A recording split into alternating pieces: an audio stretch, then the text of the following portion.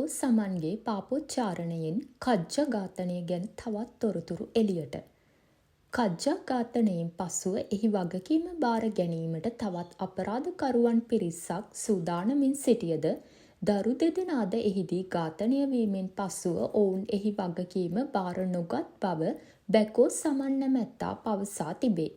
ඒ බස්නාහිර පළාත් උතුර අපරාධ කොට්ටාසේ ඔහුගෙන් රඳවාගෙන සිදු කරන ලද ප්‍රශ්න කිරීම් අතරතුරදීය.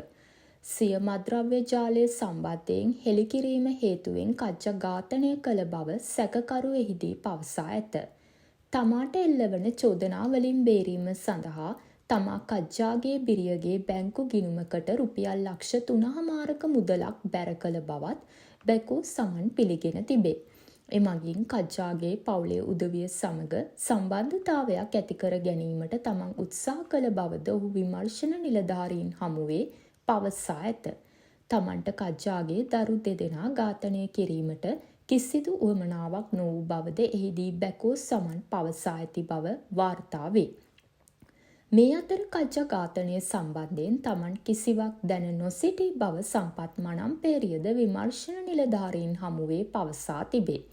ඔහු බැකෝ සමන්ගේ උපදෙස් මත ඝාතනයක් සඳහා ගිනි අවි ලබා දුන්නද ඒවා ලබා දුන්නේ කජ්ජා ඝාතනය කිරීමට බව නොදැන සිටි බවද සැකකරු පැවසූ බව පොලිසිය වැඩිදුරටත් සඳහන් කළේය.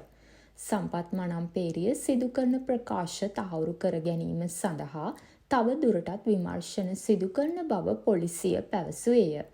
එමෙන්ම කජ්ජා ඝාතනය කළ කාලවකවානුව තුළ සම්පත් මනම්පේරියගේ දුරකථන දත්ත වාර්තාවක්ද ලබා ගැනීමට බස්නාහිර උතුරු අපරාධ කොට්ටාසය කටයුතු කර තිබේ. කෙසේ වෙතත් කජ්ජා ඝාතනය කිරීම සම්බන්ධයෙන් මෙතෙක් කිසිදු දේශපාලඥයෙකුගේ මැදිහත් වීමක් සිදුව ඇති බවට අනාවරණය වී නොමැති බව වාර්තා වේ. තවත් මෙවැනි උණුසුම් පුවත් දැන ගැනීම සඳහා අප චැනලය සමග රැඳී සිටින්න.